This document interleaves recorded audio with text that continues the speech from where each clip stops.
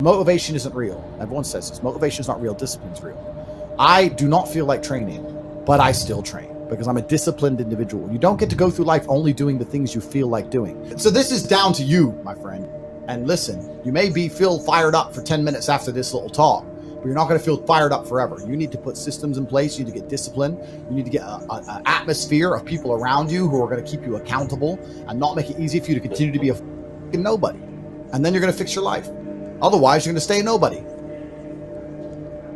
You're tired. You don't want to work. You want to go to sleep and just relax. You do it anyway. That is the most basic imperative of the masculine frame, which has been destroyed in real time. They are trying to convince you that you should act how you feel. You should show more of your feelings. If you feel this way, you should show it. If you want to cry, cry. What I'm saying is the reason they're trying to bring out emotionality in you is because of exactly what Myron said. Most of the time, you don't feel like doing the things you're supposed to do. But the true masculine frame throughout history was doing the things they didn't want to do, but they knew they had to do because they had honor and duty. That's what honor and duty means. Do you think the men on the Titanic wanted to stay on the fucking Titanic? No, we're men. We have to stay.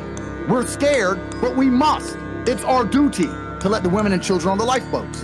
This is masculine duty. A good man controls himself. I have absolute self-control. Emotional control is absolutely and utterly important as a man. I'm saying that you need to understand as a man, there are certain principles under which you act, regardless of how you feel. I can wake up in a terrible mood.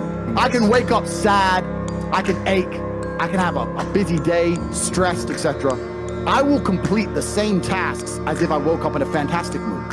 I'll do the same things because how I feel has no bearing on the things I'm going to do in my day because I have duty to myself and to my bloodline. Because you think there's something wrong with you. You go, well, I lack motivation. I don't have the motivation to go to the gym. Well, here's the news flash. Neither did I. And I still did it. So now what are you going to say? Now you have no excuse, right? Oh, you're scared to get in the ring. So was I. I still did it. Scared to get in the cage. So was I. I still did it. Being a man isn't about not feeling things. It's about acting the way you're supposed to act regardless of how you feel. We act. We're men of action. We get things done. So the world got built. All of it. All the men who built the skyscrapers felt scared. They did it anyway. You need to become a man of action. Stop worrying about how you feel and start worrying about what you're supposed to be doing. How about that? And this one is a liar. This one is a saboteur. This one is a backbiter. This is the instinct that says, you've had enough. You've given it your best shot. You can stand down. You can back off. You can rest now. Which sets up this problem for all of us. You're never gonna feel like it. It's your job to make yourself do the crap you don't wanna do so you can be everything that you're supposed to be. And you're so damn busy waiting to feel like it. And you're never going to. Lazy people do a little work and think they should be winning. But winners work as hard as possible and still worry if they're being lazy. So if you're a winner, you ain't comfortable. Every day I get up and give everything I got to everything I'm a part of simply because this is who I am. Like the only thing I need every day of my life is 86,400 seconds. That's it. Like I don't need some reward. Like the only thing I need is breath in my body and I'm flat out going get it.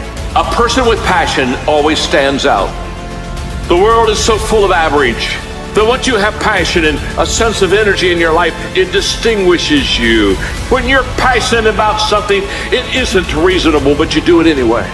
Passion will take you where nothing else will ever take you. It'll give you that decided edge. It'll help you to stand out. You take advantage of this opportunity. You let everything else go. You eat different. You study different. You practice different.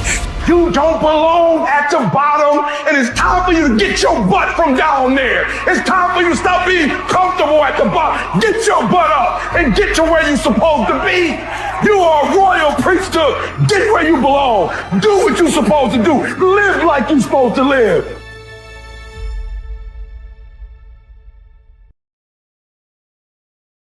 And that's the problem. There are those of you who are still immature. When your excitement is up, your effort is up. But when your excitement goes down, your effort goes down. For some of you, you're too seasonal. When you're excited, Man, you coming to work the first week, the first month, the first 3 months when you got that job, you were excited, and so you was putting forth effort.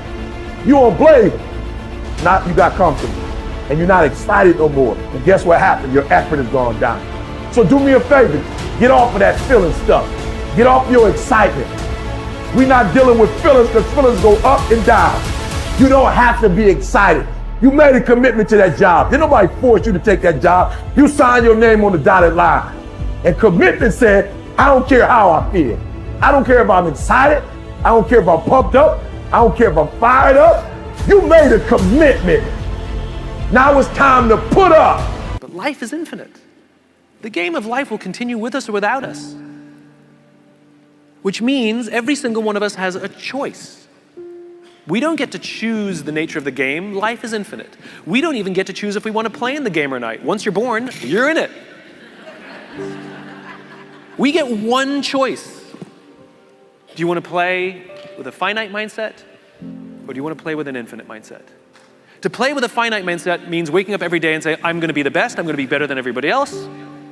I'm going to accumulate more power, more responsibility, more money, whatever it is, whatever your metric is, I'm going to get more than anybody else. Me. And when you die, you take none of it with you. Or we can choose to live our lives with an infinite mindset, which means I'm going to leave this world, this school, in better shape than I found it.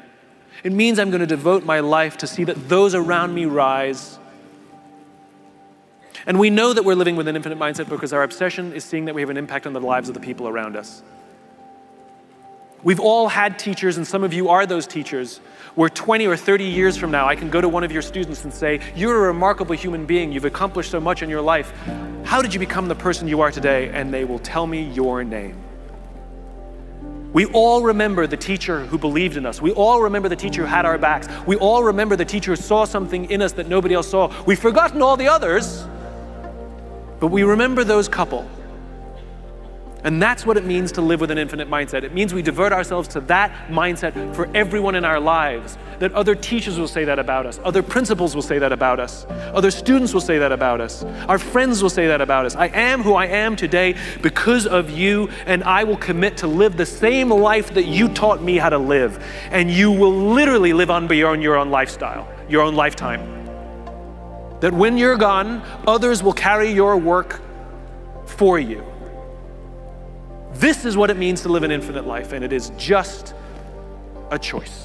Nobody changes until they change their energy. When you change your energy, you change your life. It's the way it is. When you stop using your enemy to reaffirm your addiction to hatred, when you stop using your best friend to reaffirm your addiction to suffering, when you stop using your Facebook to reaffirm your addiction to insecurity, when you stop that whole process and you start going inward and you're no longer relying on those outer things that create those emotions, and you start creating those inner emotional states, you start changing your energy. Now, whatever is no longer a vibrational match between you and that past, present reality is going to fall away. Right. They're just going to spiral out. You're no longer putting your attention on them. In other words, the stronger the emotion you feel with some problem in your life, the more you give it your attention. Where you place your attention is where you place your energy. You're giving your power away, your life force. Lower the volumes of that emotion, you take your attention off that person, you're calling energy back to you. And you're building your own electromagnetic field. We've seen the evidence of that in many events, because when people start overcoming themselves, the first day, not always, but the energy of the room will drop. Why? Because they're drawing from the field to build their own field. Now when they build their own field the next day and the fields start interfering with the people next to them, whoop, the energy in the room just keeps going up. So now there's no longer a vibrational match between you and your coworker. Be prepared, because that old known thing is going to fall away because you're no longer emotionally and energetically connected to it. So then when you get in that state, it's not a time to try to put it back together, because at the same time these things are unraveling and they're moving towards chaos, and chaos is just unpredictable order. It's novelty, the newness of an experience that you can't predict is chaos. If you apply the formula, and all potentials in the quantum field exist as electromagnetic potentials. They are possibilities. When they begin to synchronize coherently, your brain and heart, you get a strong Wi-Fi signal, because now you're putting out a very laser coherent signal. When there's a synchronization between your energy and that potential that exists in the future, but it really exists in the present moment, because that's where they exist in the quantum. Now you start to see synchronicities in your life, and those are breadcrumbs from the field, like keep going, you're on to something.